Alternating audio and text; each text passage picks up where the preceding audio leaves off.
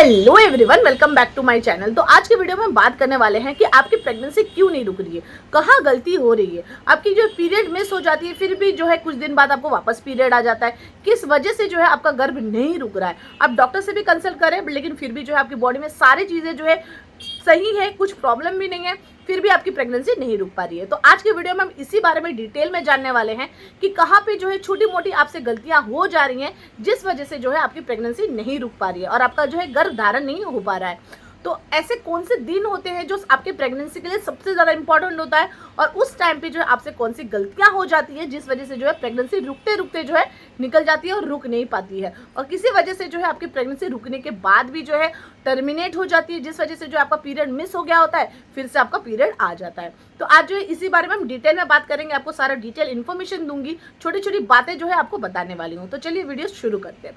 सबसे पहले ये इंपॉर्टेंट है आपका जानना कि प्रेगनेंसी रुकती कैसे है। प्रेगनेंसी सबसे इंपॉर्टेंट मैटर करती है आपका पीरियड। प्रेगनेंसी के लिए जो आपका पीरियड का नॉर्मल होना, आपका पीरियड का सही होना बहुत ज़्यादा ज़रूरी होता है, क्योंकि पीरियड अगर आपका सही है ना, तो आपकी प्रेगनेंसी की जो स्टेप बाय स्टेप हम आगे बढ़ने वाले हैं वो बहुत ज़्यादा जो है स्मूथली आपका चलता है।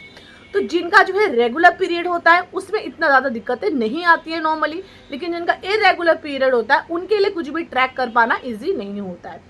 तो मान लीजिए जिस दिन आपका पीरियड आता है उस दिन से कितने दिन बाद ओवुलेट करने वाली हैं। ओवुलेशन क्या होता है? ओवुलेशन मतलब जिस दिन आपका बच्चेदानी का मुंह खुलता है, ओवुलेशन पीरियड में ही जो अब रिलेशन बनाने से आपकी प्रेगनेंसी रुक पाएगी, अदरवाइज जो प्रेगनेंसी नहीं रुक पाएगी। तो ये सारे दिन आप कैसे जान पाएंगे कि किस दिन आप ओवुलेट करेंगे?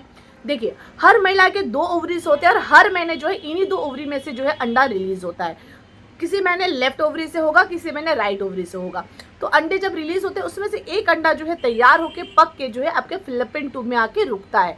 तो उन्हीं दिनों जब आप रिलेशन बनाते हैं, उन्हीं दिनों जो है आपका ओवुलेशन होता है, आपका बच्चेदानी का मुंह खुलता है। तो उन्हीं दिनों जब आप रिलेशन बनाते हैं तो एक हेल्दी स्पर्म जो है आपके अंडे तक पहुंच जाता है और आपका फर्टिलाइजेशन सक्सेसफुल हो जाता है। जब आपका फर्टिलाइजेशन हो जाता है तो आपका जो एम्ब्रो है, जो फर्टिलाइज एग है आपका, वो आपकी जो है फिलिपिन ट्यूब से होते हुए आपके यूट्रस के लाइन में आके इम्प्लांट होने की कोशिश करती है, वहाँ पे चिपकने की कोशिश करती है।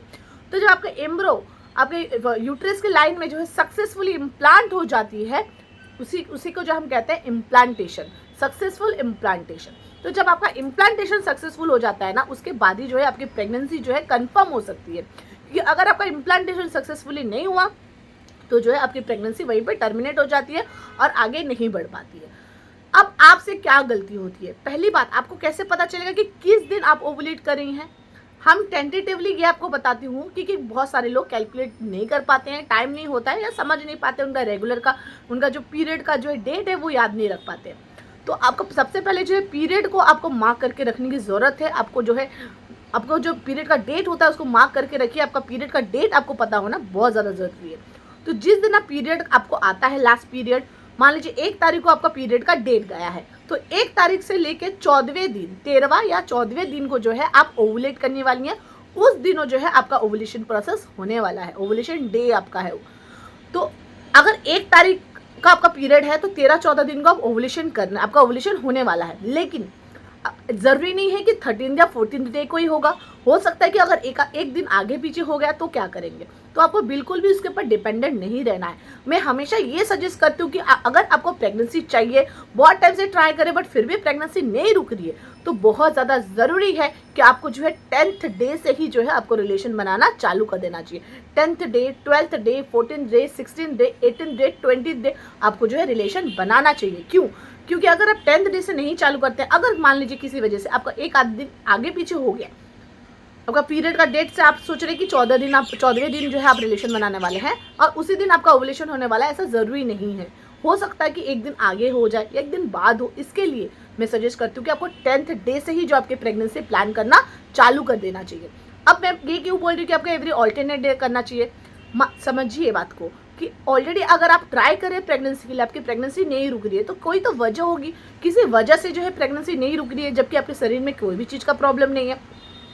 तो बहुत टाइम क्या होता है कि जो आपका जो आप अब जब प्रेगनेंसी के लिए ट्राई कर रहे हैं तो क्या होता है कि बॉयज़ लोगों के मेंस लोगों का क्या होता है कि बहुत टाइम स्पर्म की क्वालिटी और क्वांटिटी जो है इतनी अच्छी नहीं हो पाती है, जिस वजह से जो है प्रेगनेंसी नहीं रुकती है। इसे छोटे छोटे भी रीज़न हो सकते हैं।